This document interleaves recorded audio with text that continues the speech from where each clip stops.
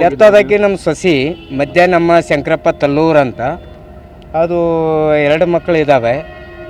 ಮಕ್ಕಳು ಆಪ್ರೇಷನ್ ಮಾಡಿಸ್ಬೇಕಂತ ಹಿರೇಮಂಗಲಕೊಂಡ ಆರೋಗ್ಯ ಇಲಾಖೆಗೆ ಬಂದಿದ್ದರು.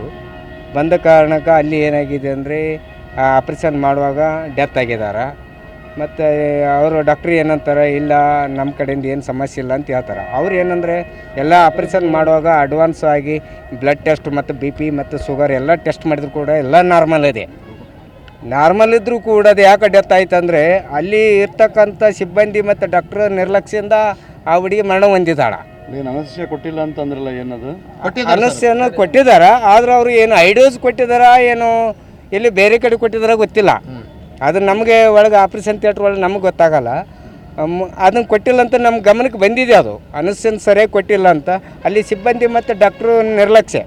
ಮತ್ತು ಈಶ್ವರ ಸವಡಿ ಅಂತ ಡಾಕ್ಟ್ರ್ ಇದ್ದಾರೆ, ಅವರು ನಿರ್ಲಕ್ಷ್ಯ ಇದೆ.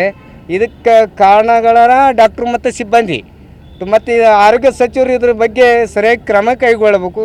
ಈಗ ಡಾಕ್ಟರ್ ನಿಮ್ಮ ಜೊತೆ ಮಾತಾಡಿದ್ರು, ಹೌದು, ಅವರೆಲ್ಲ ಹೇಳ್ತಿದ್ದಾರೆ ತಮ್ಮ ಪ್ರೊಸೆಸ್ ಪ್ರಕಾರ ನೋಡೋಣ, ಪೋಸ್ಟ್ ಮಾರ್ಟಮ್ ಮಾಡೋಣ, ಮಾಡಿಂದ ಅದು ಏನು ಬರ್ತಂತ ನೋಡೋಣ ಹೇಳೋಣ ಅಂತ ಹೇಳ್ತಾ ಇದಾರೆ. ಏನಾಗಬೇಕಂತೀರಿ ಸರ್ ನೀವೀಗ?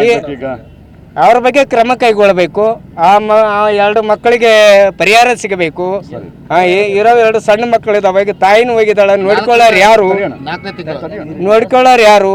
ಆ ಮಕ್ಕಳಿಗೆ ಅಂತೂ ಪರಿಹಾರ ಸಿಗೋವರೆಗೆ ನಮ್ಮ ಹೋರಾಟ ಇದ್ದೇ ಇರುತ್ತೆ.